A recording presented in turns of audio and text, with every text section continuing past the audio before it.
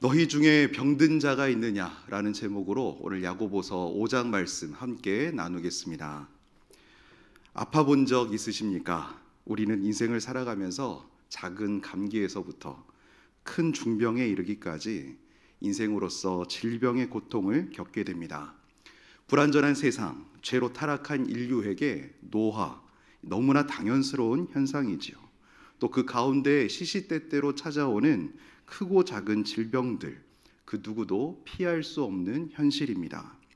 우리 모두는 건강한 삶을 유지하기 위해 최선을 다하지만 갑작스런 순간에 예기치 않게 찾아온 질병은 불청객이 되어 우리 삶에 크나큰 근심과 걱정이 되고 또 아픔으로 다가옵니다. 주변에 크고 작게 아픈 분들이 너무나 많이 있습니다.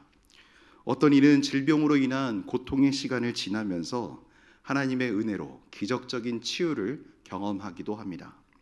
또 어떤 이들은 오랜 시간 동안 더 이상 호전을 기대할 수 없는 고통 속에서 인내하고 버티며 살아갑니다. 어떤 이는 중증 질병을 앓으면서 절망에서 헤어나오지 못하는 비참함을 겪기도 하고, 또 어떤 이는 질병 가운데서도 하나님을 만나 주님과 동행하며 영원한 삶을 향한 소망을 갖기도 합니다. 이러한 복잡하고도 다양한 여정 속에서 우리는 필연적으로 이 질병을 마주하게 될 때에 질문하게 됩니다. 하나님께서 우리에게 질병이라는 도전을 주시는 이유가 무엇일까? 우리가 이 경험을 지나면서 무엇을 배우시기를 원하시는 걸까? 오늘 본문에서 야고보는 우리 모두에게 질문을 합니다. 너희 중에 병든 자가 있느냐?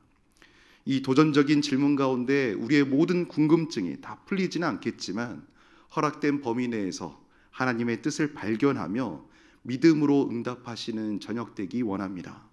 오늘 말씀을 통해 크고 작은 질병으로 고통당하시고 아파하시는 우리 성도님들, 또 사랑하는 가족을 오랜 시간 간병하고 계신 우리 성도님들, 비록 투병의 과정이 힘들고 진을 다 빼놓는 그런 시간들이겠지만 오늘 말씀을 통해 육체적 치유를 넘어 역사하시는 하나님의 목적을 함께 발견하는 시간 되기 원합니다. 우리의 영적 시야를 넓히시고 선하신 하나님, 참 좋으신 하나님을 더욱 굳세게 붙잡으시는 기도의 시간 되시기를 소망합니다. 병들게 되었을 때 인생의 반응은 어떠합니까? 질병이 우리를 덮칠 때에 하나님의 분명한 목적을 우리가 깨닫지 못한다면 어떤 일이 벌어질까요? 인간은 종종 불평과 원망으로 반응합니다. 어떤 이는 왜 나에게 이런 일이 일어났는가? 이런 질문과 함께 연약한 인생이 고통과 충격 속에 휩싸여 버립니다. 소망과 기쁨을 잃습니다. 삶 속에 무기력해집니다. 인생에 주어진 소중한 시간, 관계들을 의미 없게 여기면서 자포자기하기도 합니다. 몸도 힘든데 숨겨진 하나님의 목적을 발견하지 못할 때에 우리는 더 큰 혼란과 절망으로 치닫습니다. 그러나 이러한 때일수록 믿음의 성도는 어찌해야 하겠습니까? 하나님의 말씀을 우리 심령에 새겨두어 우리가 굳건히 일어설 수 있어야 하겠습니다. 에스겔 선지자의 말, 하나님께서 우리 인생들에게 주시는 메시지입니다. 함께 읽겠습니다. 너희가 그 행동과 소행을 볼 때 그들에 의해 위로를 받고 내가 예루살렘에서 행한 모든 일이 이유 없이 한 것이 아닌 줄을 알리라. 주 여호와의 말씀이니라. 아멘. 하나님의 어떤 말씀입니까? 어떠한 작은 일들도 이유 없이 행하지 않으신다는 하나님의 이 약속의 말씀. 고난의 터널을 지날 때 어떤 이정표도 볼 수 없어서 우리는 혼돈 속에 빠지고 마는 연약한 인생이지만 그 혼란한 시간, 분명한 목적을 말씀해 주시는 하나님을 발견할 수 있기 바랍니다. 오늘 본문 14절 말씀 같이 함께 읽으시겠습니다. 너희 중에 병든 자가 있느냐? 그는 교회의 장로들을 청할 것이요 그들은 주의 이름으로 기름을 바르며 그를 위하여 기도할지니라. 아멘. 고난의 중요한 목적이 드러나는 말씀입니다. 믿음의 성도들아, 고난을 당할 때 기도하라. 병이 들 때 자기 문제를 자기 관점으로 보지 말고 믿음의 성도들에게 부탁하며 리더에게 의탁하면서 하나님의 관점에서 바라보라는 명령을 하고 있습니다. 육신의 질병을 기도로 맡기고 하나님이 행하실 일들을 기대하라. 치유하실 하나님을 의지하라는 메시지입니다. 의학이 발달한 오늘날 우리는 몸이 불편해지면, 뭔가 증상들이 찾아오면 몸 안에 통증들을 느끼면서 병에 대한 의심을 하곤 하지요. 몸이 아플 때 우리가 보이는 반응은 분명합니다. 어떻게 합니까? 인터넷 유튜브 찾아보거나 또 병원부터 찾지 않습니까? 물론 일반 은총적으로 하나님께서 의학을 우리에게 선물하셨습니다. 의학의 발전으로 오늘날 수많은 사람들이 건강한 일상을 누리는 것 또한 맞습니다. 요즘 얼마나 또 보조식품들 잘 나옵니까? 저는 가끔씩 권사님들하고 식사할 때 놀라기도 하는데 밥보다 더 많은 양의 약들은 아닐까 생각을 하곤 합니다. 저 또한 비타민, 마그네슘 이런 기본적인 것들을 먹기도 합니다만 그렇게 발달한 의학을 무시하라는 말씀은 아닙니다. 오늘 우리가 겸손히 말씀 앞에 우리 자신을 돌아볼 수 있기 바랍니다. 100세 시대를 넘어 120, 30 시대를 바라보는 오늘날 불현듯 찾아올 질병에 대한 막연한 두려움 속에 우리가 사로잡혀 있지는 않습니까? 우리가 이러한 걱정, 근심에 사로잡혀야 할 것이 아니라 오늘 말씀 속에서 우리가 보여야 할 태도들을 분명히 할 수 있기 바랍니다. 오늘 우리의 태도가 어떠한지 분명히 밝혀주는 하나님의 말씀, 구약성경 역대하 16장 12절 말씀입니다. 같이 읽겠습니다. 아사가 왕이 된 지 39년에 그의 발이 병들어 매우 위독했으나 병이 있을 때 그가 여호와께 구하지 아니하고 의원들에게 구하였더라. 아멘.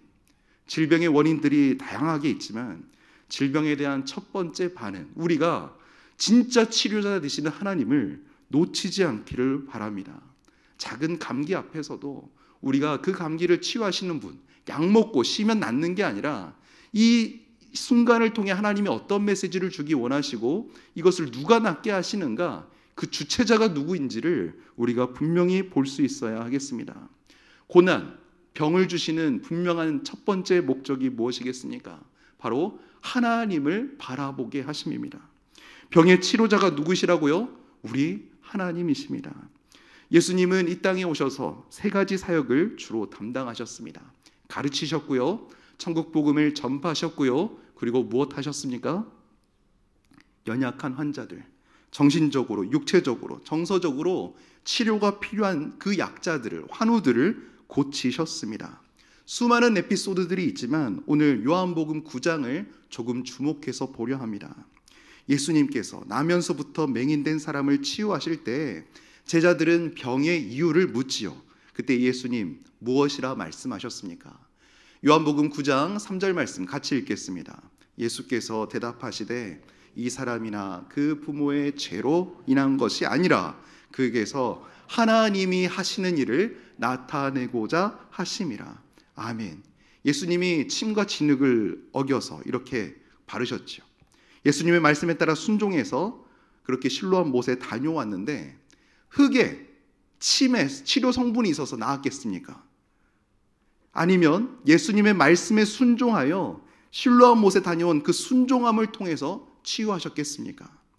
우리는 현실의 고통에 사로잡혀서 고통의 원인과 근거들에만 집중하고 고통의 현실에 사로잡혀 버리지만 그 고통을 넘어 치유하시고 고치시는 하나님을 믿고 의지하는 그 말씀에 순종하는 믿음을 배워야 할 줄로 믿습니다.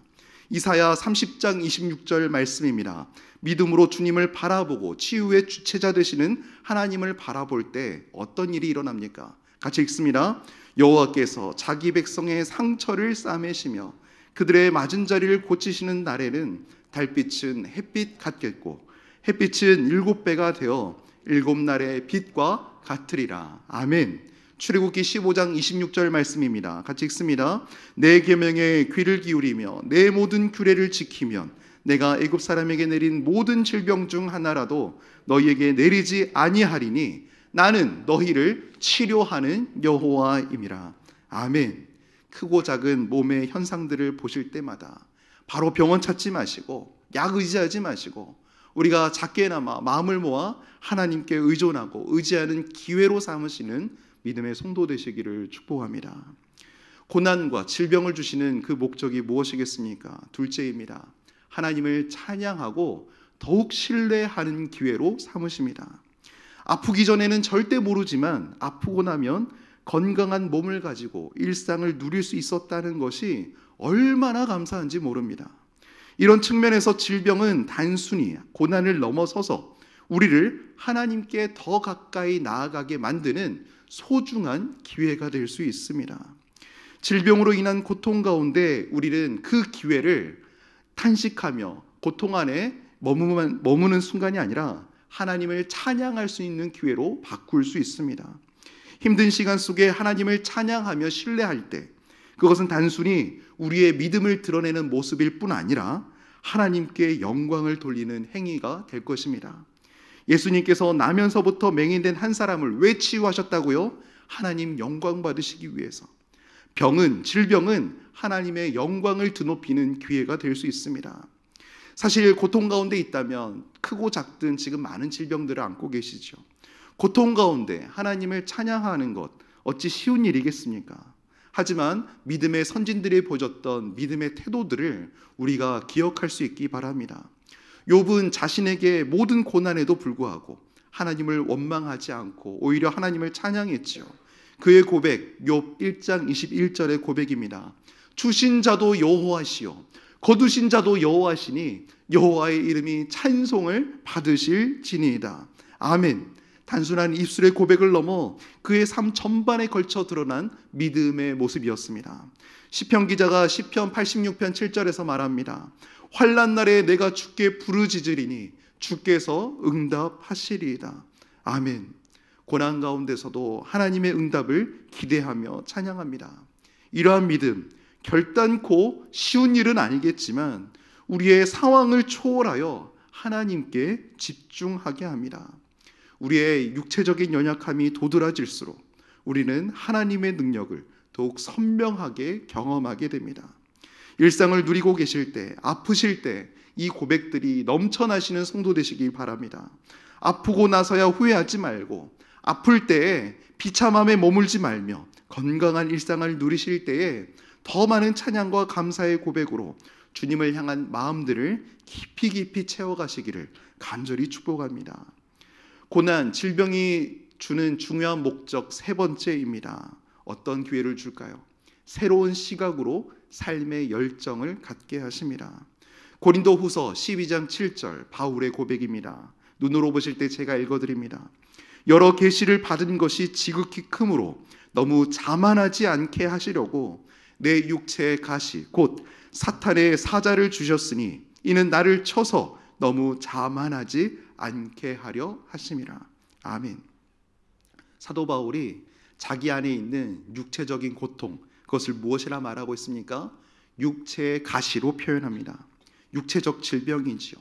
무려 하나님께 3번이나 간구했다고 합니다. 그렇지만 이 가시가 어떻게 했어요? 자신을 괴롭히며 그로 인해 약해질 수밖에 없음을 인정하고 있습니다. 그러나 이런 간절한 정말 그 마음을 간절히 이렇게 고백하는 이 바울의 기도에 하나님 어떻게 응답하셨습니까? 하나님 응답하지 않으셨습니다. 이 육체적 고통에 대한 치유를 행하신 것이 아니었습니다.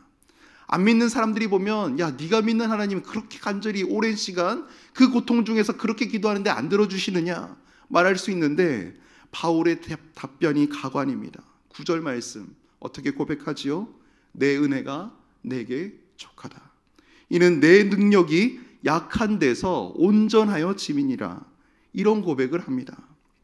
하나님은 바울의 육체를 치유하지 않으셨지만 어떻게 하셨습니까? 다른 것들을 더 강하게 강건하게 만드셨습니다. 육체적으로는 가시로 인하여 고통 중에 있지만 실질적으로 그의 영적, 정신적, 정서적인 건강은 더욱 깊고 강건하게 만드신 줄로 믿습니다.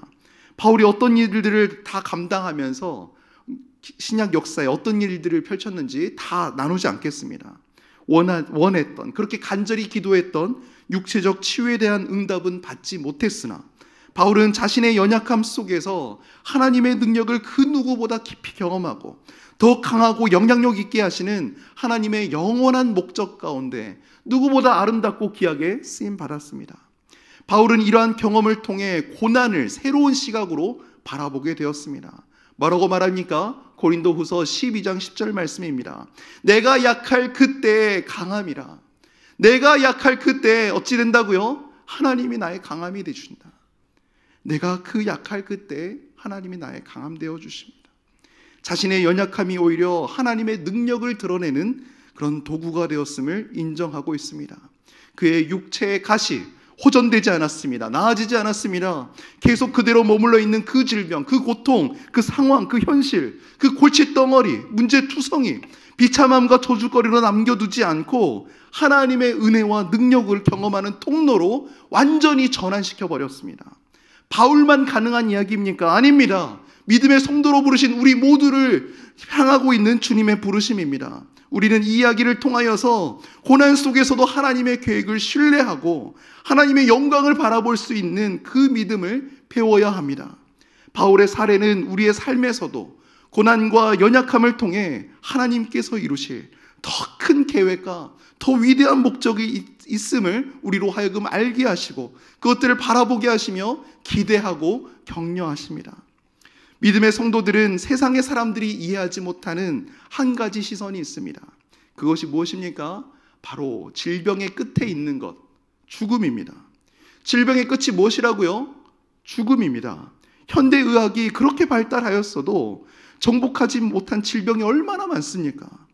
정복하지 못한 그 중증 질병은 끝내 어디로 이어집니까? 죽음으로 이어집니다. 때로 믿음의 성도들이 예기치 않는 순간, 예기치 않는 질병으로 끝에 죽음을 맞이하게 될 때 우리 믿음의 성도들은 어떻게 수용해 나가야 하겠습니까? 죽음은 인간의 한계를 분명히 드러내는 동시에 그리스도 안에서 새로운 시작을 의미하죠. 하나님께서 우리를 이 땅에 부르신 데에는 더 깊은 이유와 사랑이 있습니다. 우리는 죽음을 단순한 끝이 아닌 하나님의 계획 안에서 이해하려는 노력이 필요합니다. 바울은 그 선상에서 빌립보서 1장 21절에서 고백합니다. 함께 읽겠습니다. 내게 사는 것이 그리스도니 죽는 것도 유익함이니라. 이미 죽음을 초월한 인생이죠. 삶과 죽음을 모두 하나님의 영광으로 이해하려는 태도를 오늘 말씀을 통해 우리에게도 보여주고 있습니다. 질병의 마지막에 마주할 죽음을 하나님의 계획 안에서 바라볼 때 우리는 비로소 삶의 가치와 목적을 온전히 이해할 수 있습니다. 이는 인생의 여정에서 죽음은 아닐지라도 우리가 질병을 만나게 될 때 우리의 남은 삶이 얼마나 더욱 의미 있어야 할 것인가 우리는 깊이 볼 수 있기 바랍니다. 죽음을 두려움의 대상으로만 보는 것이 아니라 불현듯 찾아올 질병을 고통과 탄식으로만 여길 것이 아니라 하나님의 품 안에서 하나님의 돌아가는 귀한 여정으로 우리가 수용할 수 있어야 하겠습니다. 이러한 인식의 전환, 우리가 삶의 마지막 순간까지도 하나님의 영광을 드러내는 도구가 될 수 있도록 인도합니다. 마지막으로 고난, 질병이 주는 중요한 목적 네 번째입니다. 긍휼과 섬김의 마음으로 채우십니다. 고난의 마지막 목적 중 하나는 우리가 다른 고난받는 이들을 더욱 이해하고 긍휼히 여기며 그들을 도울 수 있는 사람이 되도록 만드십니다. 사도 바울은 고린도후서 1장 4절에서 그 맥락에서 우리에게 말씀을 전합니다. 같이 한번 읽어볼까요? 우리의 모든 환난 중에서 우리를 위로하사 우리로 하여금 하나님께 받는 위로로서 모든 환난 중에 있는 자들을 능히 위로하게 하시는 이시로다. 아멘. 바울은 자신이 그 이루 다 말할 수 없는 다양하고도 죽음에 임박한 여러 가지 고난들을 겪으면서 하나님의 위로를 전하는 축복의 통로로 쓰임 받았습니다. 그가 전하는 그 고난에 겪어왔던 고난의 깊이와 넓이, 그것들이 얼마나 더 큰 위로로 전환되었는지 우리는 성경을 읽을 때마다 경험하지 않습니까? 고난은 우리를 더 겸손하게 하고 다른 사람의 아픔에 공감할 수 있는 능력을 선사합니다. 우리가 고난 속에서 경험한 하나님의 위로는 단지 우리 자신에게만 머물지 않고 고난 중에 있는 다른 사람들에게도 전해져야만 합니다. 우리가 하나님의 손과 발이 되어 그분의 사랑을 전하는 통로로 쓰임받는 귀한 축복의 통로가 될 수 있기 바랍니다. 긍휼과 섬김의 마음, 고난을 통해 배울 수 있는 중요한 교훈이지요. 우리의 고난이 단순히 개인적인 아픔으로 끝나지 않고 다른 사람들에게 축복이 될 때 우리는 고난 속에서 하나님의 선하신 계획을 볼 수 있을 것입니다. 오늘 야고보서 5장 말씀 나눕니다. 마지막 마치면서 우리 영상에 나오는 한 문장을 우리 같이 마음속에 새기면 좋겠습니다. 같이 읽겠습니다. 고통 가운데서도 하나님은 우리를 향한 분명한 목적을 가지고 계십니다. 아멘이시죠. 인생의 다양하고 어려운 상황들을 하나님께서 일으키시고 허락하시며 그 모든 것들을 사용하십니다. 질병도 마찬가지입니다. 순간적이든 점진적이든 늦어졌든 부분적이든 호전되든지 그렇지 않든지 모두가 겪어내야 할 그 과정 속에서 하나님은 우리를 향한 분명한 그 목적을 가지고 계십니다. 우리가 믿음의 눈으로 질병과 또는 인생에 찾아오는 질병으로 인한 고난들을 바라보면서 끝까지 하나님의 선하심을 놓지 말고 주님을 신뢰하며 순종으로 나아갈 수 있기 바랍니다. 고통 중에서도 하나님의 뜻을 구하며 우리의 삶 자체가 하나님께 영광이 될 줄 믿습니다. 하나님께서 우리에게 주신 고난과 질병을 통해 더 큰 은혜와 축복을 발견하는 하루하루 되시기를 간절히 소망합니다. 오늘 함께